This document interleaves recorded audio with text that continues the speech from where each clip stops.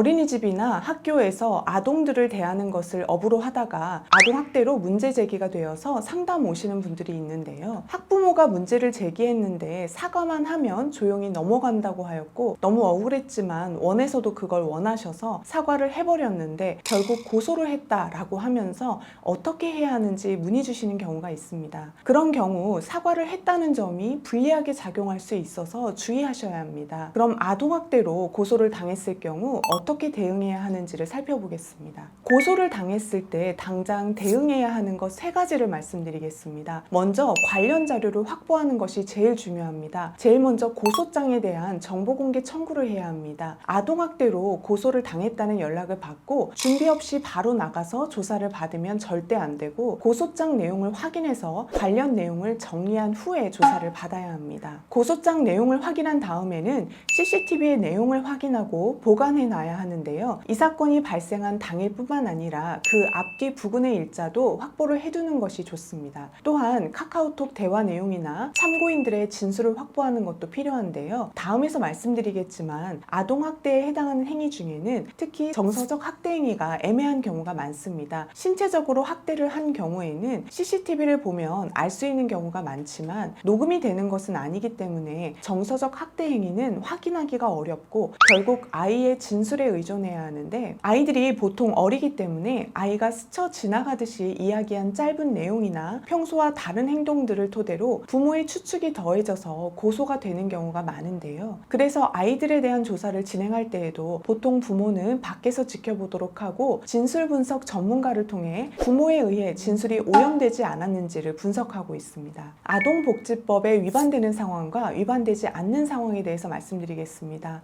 아동복지법의 아동학대에는 신체적, 정신적, 성적 폭력이나 가혹행위가 해당되는데 이 중 특히 정서적 학대 행위에 해당하는 것이 참 애매할 수 있는데요. 헌법재판소에서 제시하고 있는 기준을 살펴보면 아동에게 가해진 유형력의 정도, 행위에 이르게 된 동기와 경위, 피해 아동의 연령 및 건강 상태, 가해자의 평소 성향이나 행위 당시의 태도, 행위의 반복성이나 기간 등이 있습니다. 나아가 그 구체적인 예시로 폭언과 위협, 잠을 재우지 않는 행위, 벌거벗겨 내쫓는 행위, 억지로 음식을 먹게 하는 행위, 특정 아동을 차별하는 행위, 방 안에 가두어 놓는 행위, 아이를 오랜 시간 벌을 세우고 방치하는 행위, 찬물로 목욕시키고 밖에서 잠을 자게 하는 행위, 음란물이나 폭력물을 강제로 시청하게 하는 행위 등을 제시하고 있습니다. 반대로 판례 사안 중에 무죄를 선고한 사례는 어떤 것이 있는지 살펴보면 정서적 학대 행위가 다른 학대 행위, 신체에 손상을 주는 행위나 유기, 방임 행위에 준해야 하고 정신건강 및 발달을 저해하는 결과가 발생할 위험 또는 가능성이 발생한 경우도 포함된다는 기준을 제시하면서 피고인이 피해 아동에게 찌끄레기야 라는 말을 여러 차례 한 사례에서 모욕감을 느끼게 하는 표현임은 맞지만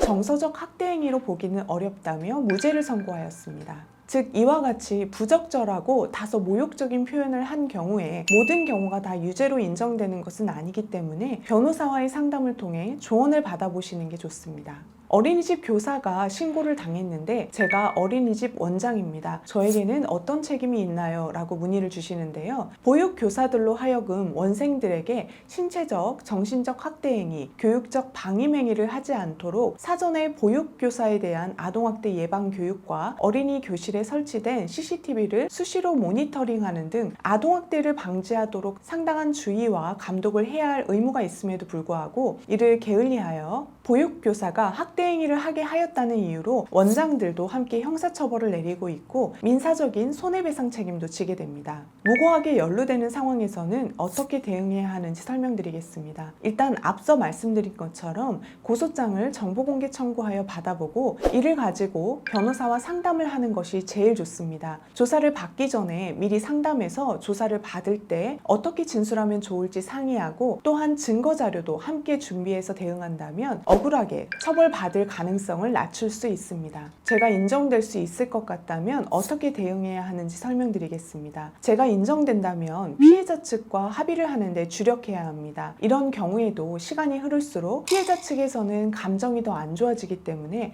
사건 초기부터 지속적으로 사죄를 드려야 조금 늦더라도 합의를 할 수 있습니다. 그러나 죄가 인정될지에 대해서도 판단을 받아봐야 하기 때문에 초기에 변호사와의 상담을 먼저 진행합니다. 진행해서 판단을 받아본 후 합의 금액이나 합의 절차적인 측면에서 어떤 식으로 합의를 하면 좋을지에 대해서도 조언을 구하면 좋을 것 같습니다. 오늘 아동학대에 대해서 설명을 드렸는데요. 이와 관련해서 도움이 필요하시면 상담 전화로 문의 주세요.